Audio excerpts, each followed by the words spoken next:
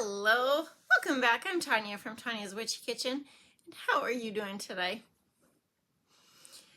So now you know we're doing those gem soaps and nope. Have you seen the price of eggs lately? Has it gone up or down? We have chickens, so I don't really look at eggs per se. And I don't really look at butter or milk or, stuff like that because, well, sometimes my husband buys milk at the store and sometimes we buy it from a friend, and so it just depends. But I know people have been complaining about the price of eggs, and so, we've looked into getting a few more chickens, but I really want to get geese. I really miss my geese. We had a couple and we lost them. I think it's been a year or two now, and I just really miss having them around, even though they're kind of ornery and would come after you if you were walking by and they felt threatened.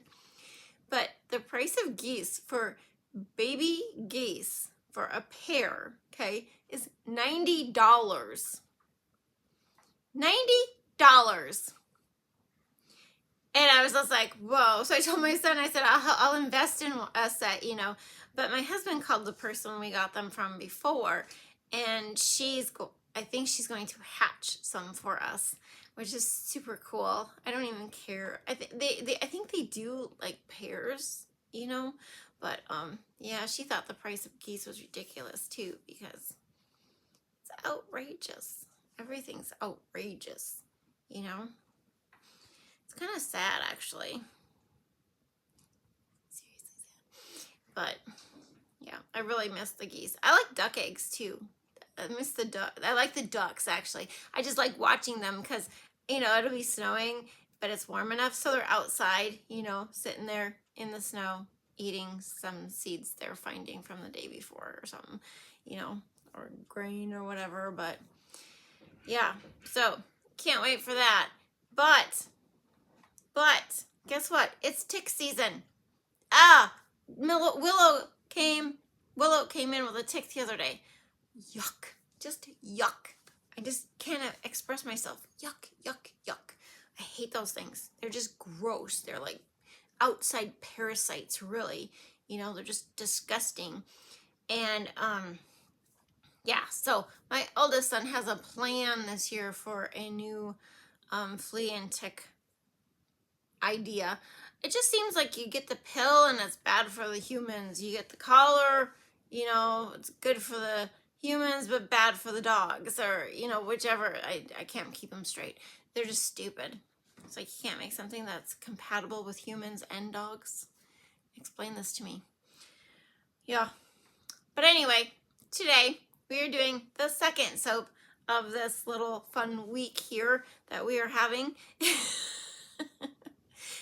Maybe down the road eventually I will throw a few more in here because I kind of wanted to do a monthly one of these, but yeah, time is an issue.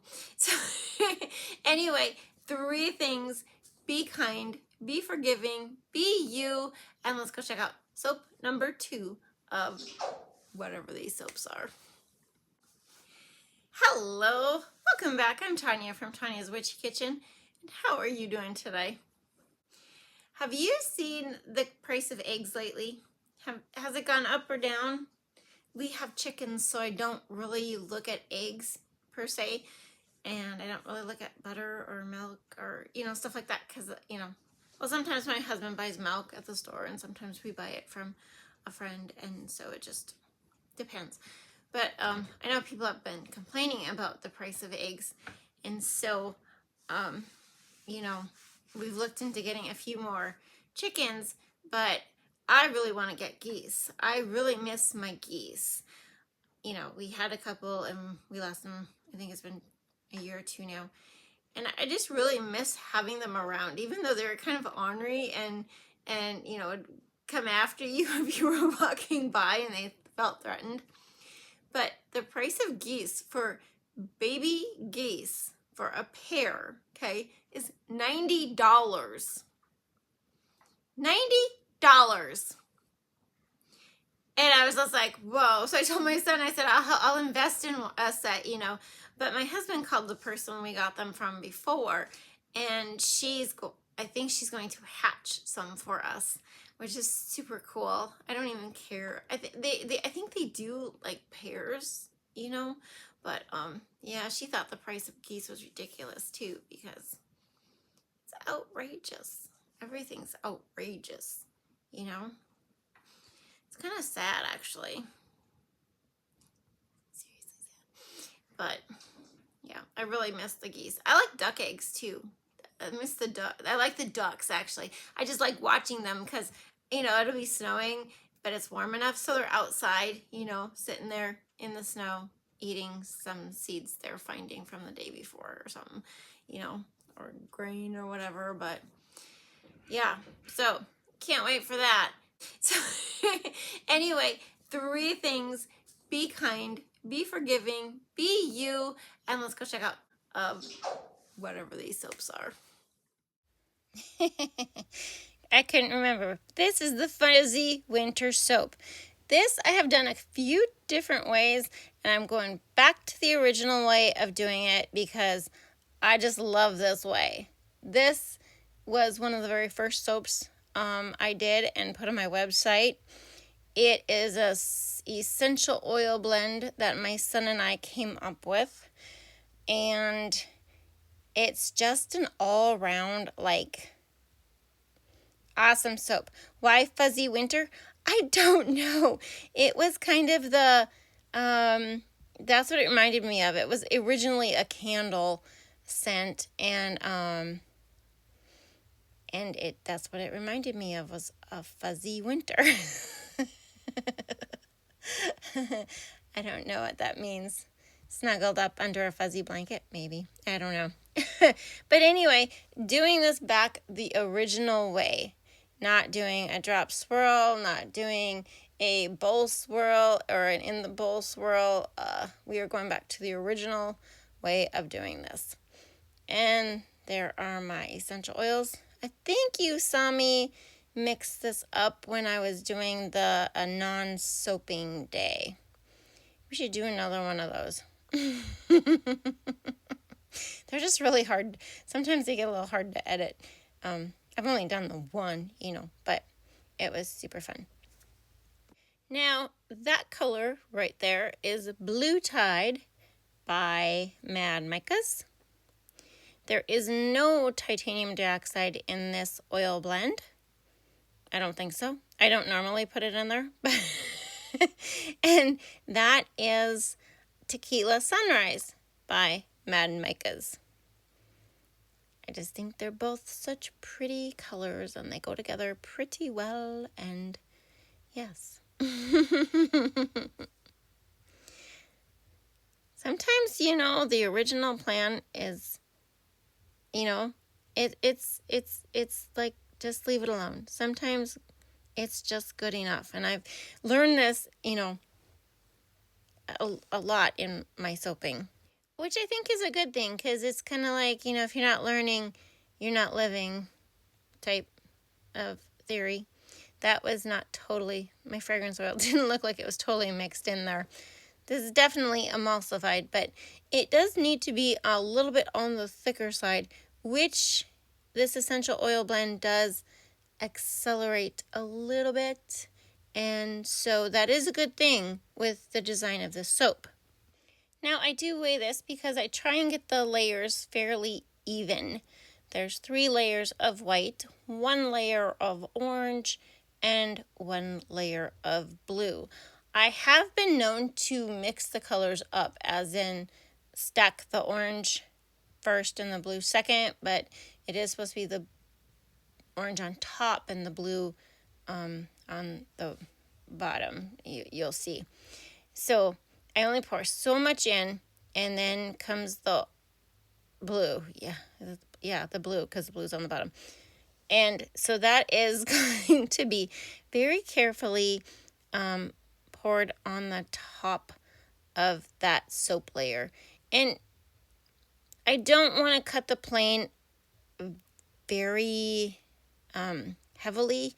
I don't want it to drop swirl, because you know, I'm getting ahead of myself, but there is a hanger swirl in this, okay? And so being the white was still kind of on the thin side, and I just very lightly am going to pour almost all of the blue into the mold, okay? So I'm just being very super careful, and maybe I should have speeded it up another whole section, but I didn't. That's okay. You can watch me do this. How, this is in double time, so I mean, can you imagine how fast it or how slow it actually took? How fast it took, how long it took. Yes, correct English would be an amazing thing some days. But yeah, so this is the blue. Goes on there. I think the very first one I did, I tried to do an oil mica line. So it was just a little bit of oils with the micas, and it did turn out kind of cool, but sometimes you get the sides, so then the sides, it soaks on the sides, and so it wasn't what I wanted. And so, redoing this, I ended up doing, okay, so I did a mica line, just a mica line, and then I did an oil mica line, which I can't do. I get messy. And then in the end, I just decided, nope, forget it. We're going to just do it as soap. And that was the winner. Chicken dinner. Yep. So that's, you live and you learn, and sometimes go back to the way things were. And boy, sometimes I wish, you could sometimes go back to the way things were. Hindsight's 20/20, and sometimes I wish I didn't know. I wish I knew. What was that Toby Keith song? I wish I didn't know now what I didn't know then. Something like that. Yeah, but what do? You just, put on your big girl britches and keep moving on. Yep. So this is the second white layer, and like I said, I do weigh it out, so that the layers are fairly even. And so I have to be careful not to break that blue plane, which I'm doing a pretty good job of. And then again to the orange. But see, now it's already thicker. That white was thicker, and this is thicker, and so it goes on a little better. A little better. Is that the correct way? It goes on very well this way. Yeah, you can see it's it's not like it's chunky, but it's just, thicker, so it moves along faster than the rest of it did. And then tap it down, and we put on the last of the white. Yep, the last of the white.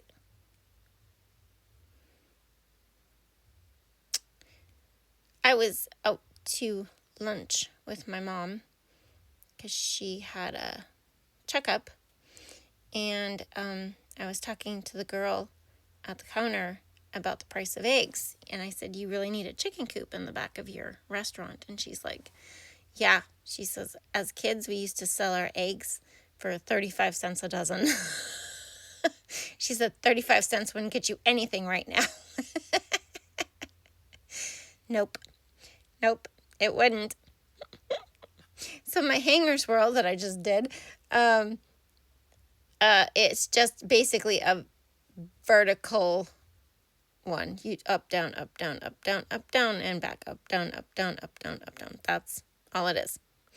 And then to the top, for the top, I've always done little splatters of the batter, as you can see I'm doing now.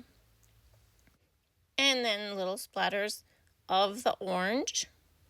You got to have your orange too. There are no white splatters because the white is the base layer of the top, if you want to call it that.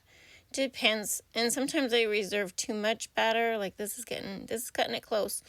But, and then there's Eco Glitter. And then there's Snowflake Glitter.